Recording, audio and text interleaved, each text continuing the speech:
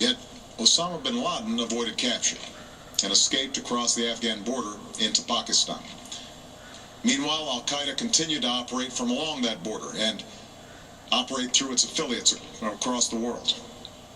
And so shortly after taking office, I directed Leon Panetta, the director of the CIA, to make the killing or capture of bin Laden the top priority of our war against al-Qaeda, even as we continued our broader efforts to disrupt, dismantle, and defeat his network. Then, last August, after years of painstaking work by our intelligence community, I was briefed on a possible lead to bin Laden. It was far from certain, and it took many months to run this thread to ground. I met repeatedly with my national security team as we developed more information about the possibility that we had located bin Laden hiding within a compound deep inside Pakistan. And finally, last week, I determined that we had enough intelligence to take action and authorized an operation to get Osama bin Laden and bring him to justice. Today, at my direction, the United States launched a targeted operation against that compound in Abbottabad, Pakistan. A small team of Americans carried out the operation with extraordinary courage and capability. No Americans were harmed. They took care to avoid civilian casualties. After a firefight, they killed Osama bin Laden and took custody of his body. For over 2 decades, bin Laden has been al-Qaeda's leader and symbol, and has continued to plot attacks against our country and our friends and allies.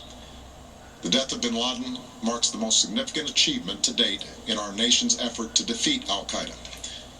Yet his death does not mark the end of our effort. There is no doubt that al-Qaeda will continue to pursue attacks against us. We must, and we will, remain vigilant at home and abroad. As we do, we must also reaffirm that the United States is not and never will be at war with Islam. I've made clear, just as President Bush did shortly after 9/11, that our war is not against Islam. Bin Laden was not a Muslim leader. He was a mass murderer of Muslims. Indeed, al-Qaeda has slaughtered scores of Muslims in many countries, including our own. So his demise should be welcomed by all who believe in peace and human dignity.